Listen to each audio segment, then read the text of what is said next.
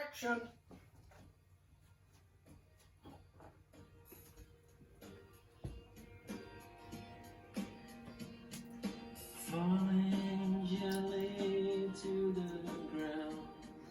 Hello. Hi. What are you doing tonight? Drinking as usual. Drinking as usual, yes. That's just Ribena. I'm going to be moving my hands about. I'm going to stuff a pork fillet with bacon and black pudding. Serve it on buttery mesh. Some green vegetables. Good. And a creamy whole grain mustard sauce. So the first thing I need to do is make my stuffing for my pork. So I've got a pan on a medium heat. I've got half a red onion, which I am finely dicing.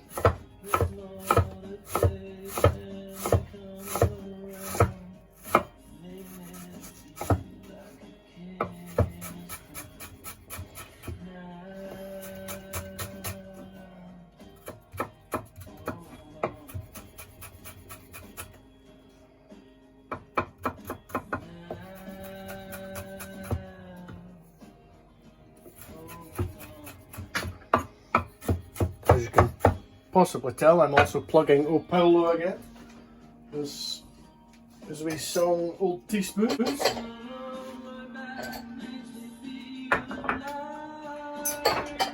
Okay, I'll keep half of this for my sauce.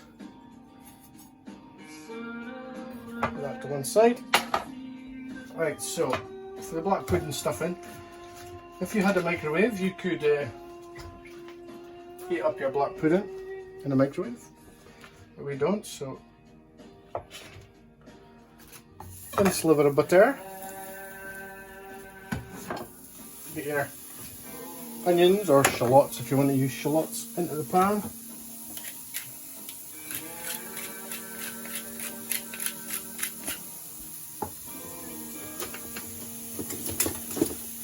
You want to sweat them until they're translucent. A low to medium heat. And then your black pudding, I've got Stornoway black pudding, which reminds me of a book I once read, Splinters on the Banister by R. Stornoway. Good, R. Stornoway. Yeah. Good a laugh then. Okay, some black pepper, and then put the black pudding in. Ooh. And you just want to cook this just until it's soft. So as you can see, I would say it's cooked, but it was already cooked because black pudding is cooked. So I kind of cooked it a little bit more until it's a soft paste, as you can see.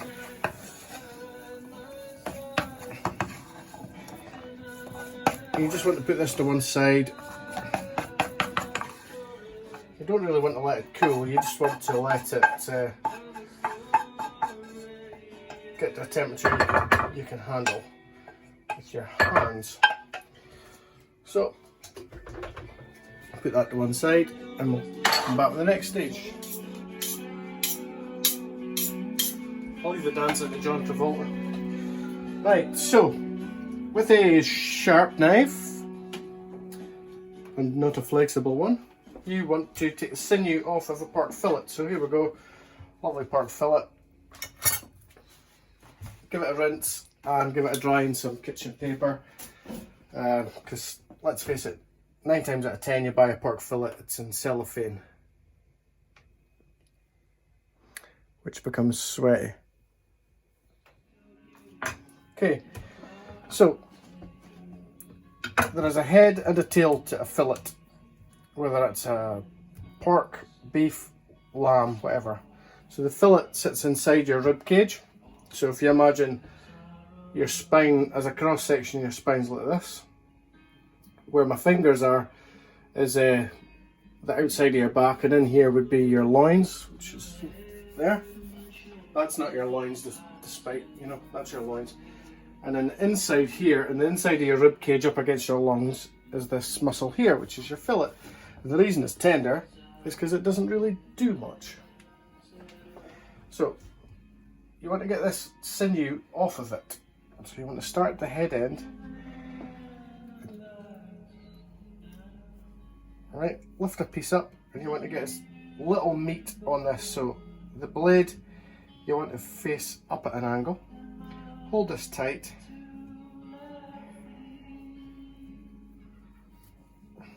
Okay, there's a little bit of meat on there, but it's not terribly bad. I'm a bit out of practice. There's a lot of sinew up at the head end, and you can use this meat for stock or whatever. Nice long strokes. Oh, that was a bad bit, Roberto.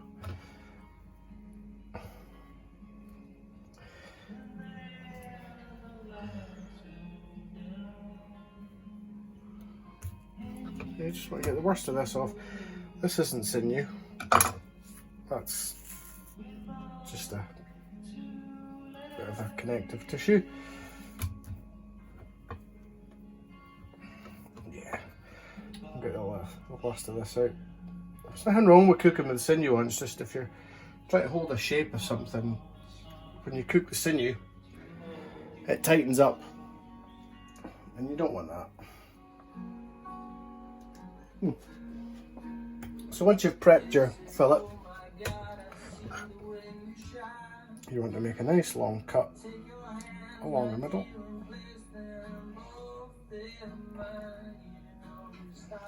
You don't want to go all the way through. You open it up like a vagina. It's a very long vagina. Whale's vagina. Ah, San Diego. Named by the Germans. Who called it? San Diego.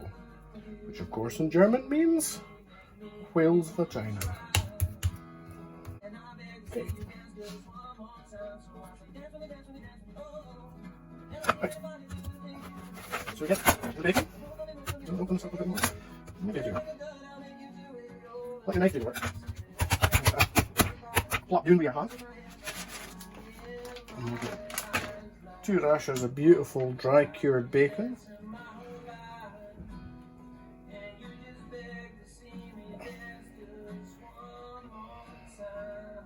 So hopefully this is cool enough for you to handle.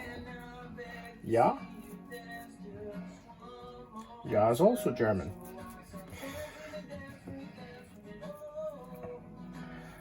This is They're what, good. yes, they're good. This is why you need to heat up the black pudding, because it wouldn't spread easily otherwise. Let's face it, I don't want to make this any more difficult.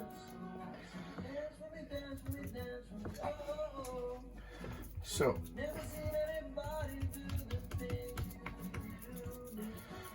if you wanted, you could put some sort of woody herbs in it, like thyme or something, but I'm just going to keep this as bacon and pork and black pudding. So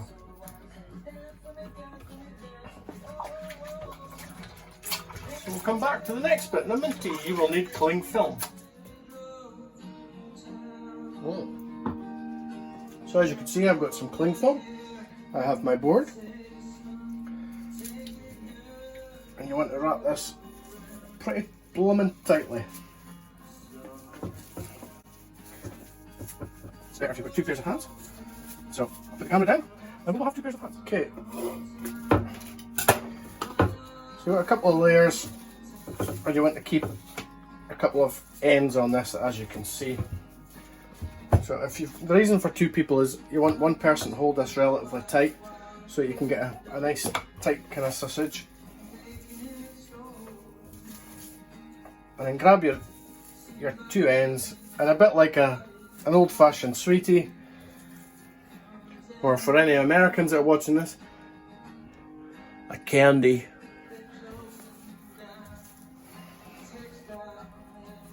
And you want to tie the ends just with a regular hitch knot. Get it nice and tight. Now ideally, you want to put this in the fridge, let it chill for a wee while. I'm not going to do that.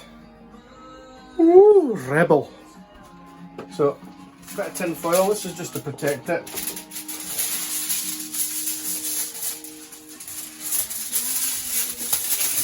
I've got my oven preheated to 180 Celsius, and as you can see I have got a tray with some water. And for those of you who don't know, that is known as a bain-marie, Marlene.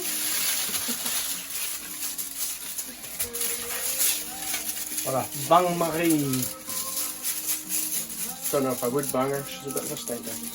Right. So you want to stick that in the oven, and that's going to take about 25 to 30 minutes, depending on your oven. And that is the first stage. Now, in the meantime, although I've done this beforehand, you want to peel some potatoes and cut them into dice. Now I've soaked them because I want the tatties to be fluffy. When you do mashed potatoes, you want them to be fluffy. So you want to remove some of the starch. So this is why I've soaked it. So I'll get all prepped up, and you'll see the next stage.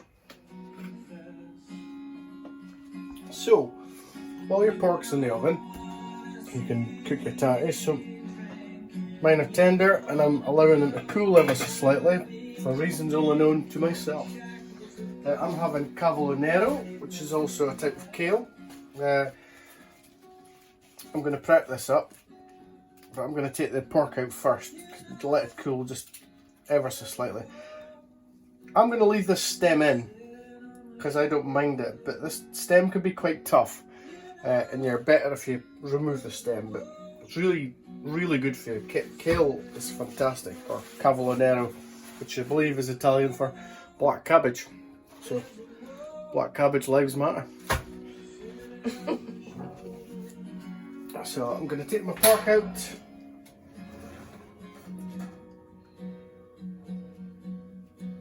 Ah, you fucker! Oh, ouch! That's kind of cozy. Don't do that at home, kids. So yeah, going to remove that from the water, or I'm going to drain the water off of it. Leave it to one side just to cool ever so slightly, because you need to cut into this to get the meat out. So I'm going to twaddle off. So you need to get a pan on a relatively high heat. Drain the water from that to one side. Medium to high heat. So peel this out of its foil.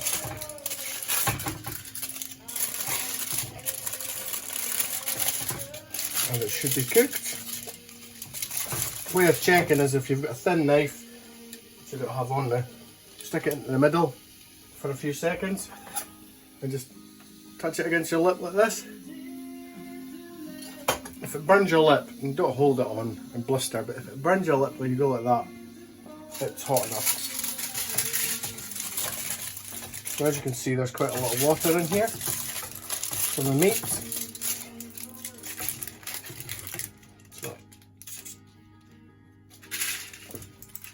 Push this punch.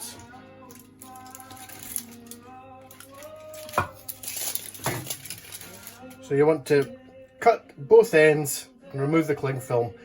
If you want to wear rubber gloves, it's probably a good idea. Just be really careful with yourself, okay?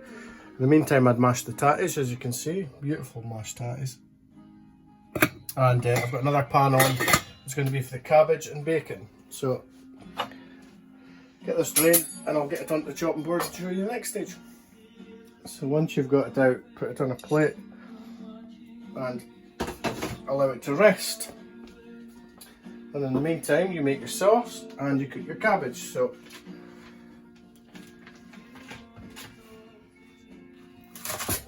you can shred the cabbage or you can keep it fairly large.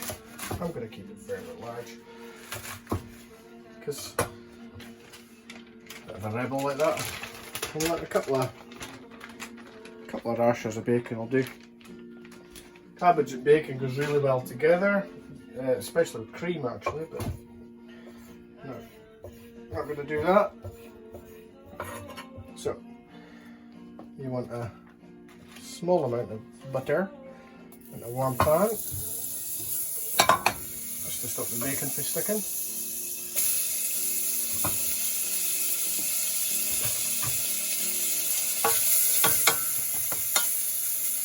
Don't need any salt in there because, let's face it, bacon's salty enough. This is black pepper. 2 twists of that. Entirely up to yourself how far you want the bacon cooked. Normally I would like it crispy, but tonight I'm just making it not crispy. Nice and soft. So, into your cabbage. Oh, a couple of bits of salt on the top.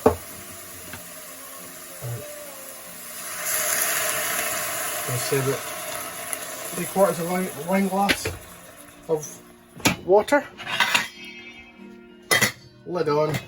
We're just going to let it steam. It's as simple as that. So, back to our sauce. So,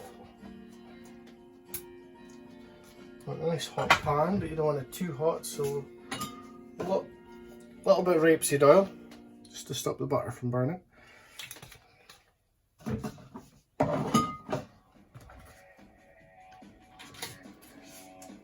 About half an ounce of butter maybe.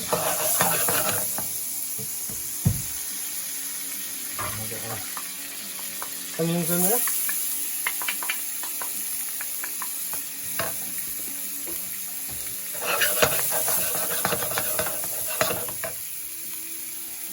It's important to get the salt in because what does the salt do, Kate? Draws out the moisture. And does what? Seasons it. And stops it burning by burning out the moisture. So there we go. Off the heat. Release up garlic in there. Small amount. Is that half a clove? That'd be about Well, one clove. One clove. Yeah. You should never really cook less than 2 cloves, but hey ho, being a rebel. And whole grain mustard. We've got 2 dessert spoons of this lovely Bavarian whole grain mustard.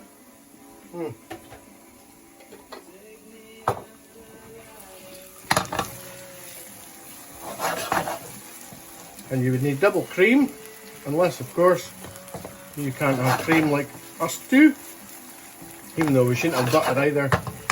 But Butter's alright. well, The process of churning makes it lactose free. I think. no, that's not true. We've got some fromage free. No, I'm using coconut milk or coconut cream as an alternative Okay. for us tonight. You can actually buy packets of coconut milk powder. That was a hint I got from a former colleague. And yeah, so obviously to make up coconut milk you would need X amount, but if you just put less water in it, you end up with coconut cream, and as you can tell by cooking it, it gets quite thick. So I'm going to have to thin that down to a sauce consistency, but that's great. And all I need to do now is get my bowls out and warm them and get ready for prepping up. So I'm just going to get tidied up a little bit. Preparing. So when your sauce is reduced to the consistency you would like it, turn it off. Unfortunately, because we've got an electric hob, it's still hot, so I'm just going to add a little bit more water just to thin it down. because a cream sauce shouldn't be like ketchup consistency. You should just coat the back of the spoon, and by that I mean when you take your finger through it, it doesn't run through your finger mark like that. So, the cabbage and bacon, we're going to put some sunflower seeds in there just for a bit of texture. You could use pine nuts or whatever you really wanted to. And once it's cooked, you want to get it so that there's little liquid in it. And it's just a case of plating up. So, first thing I'm doing, Why have you got cling film around the spoon, Robert? it'll stop the tatties sticking. Oh. Right. So this is the reason for the cling film. You want a nice big spoon like this. Like more tatties. Again, always make a little bit more because you can either have bubble and squeak or you can make tatty squats. If you really want to be a fanny, you can make some pretty patterns in that like that.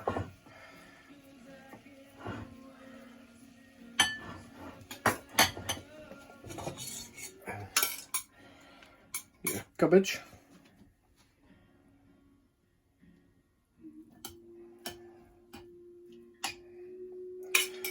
Bowls are handy most of the time, but sometimes you're better if you just had big dinner plates. But we do. I'm putting in bowls because I want to put them in bowls. You don't like my plates. Because they're not white.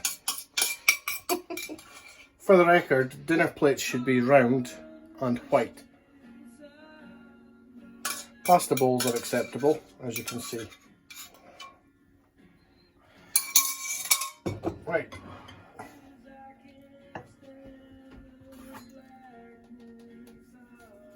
Nice sharp knife.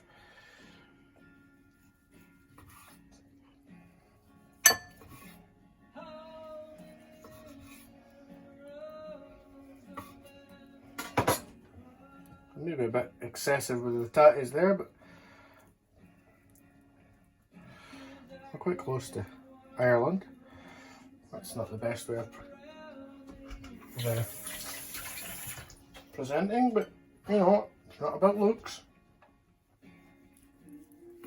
So what's inside that counts. Exactly.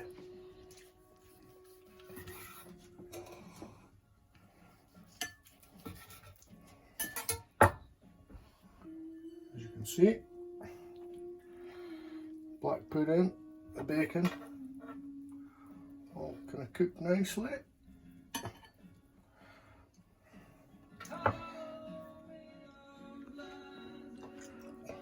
And get your sauce on.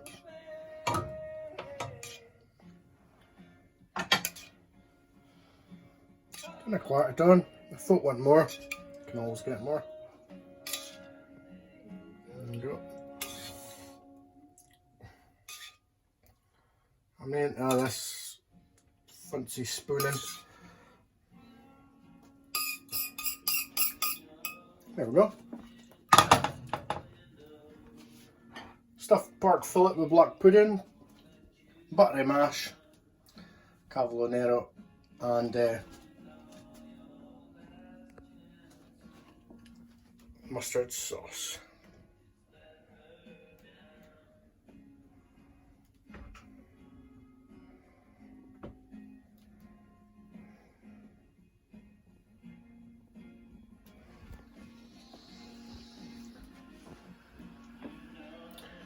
Happy crappy cooking.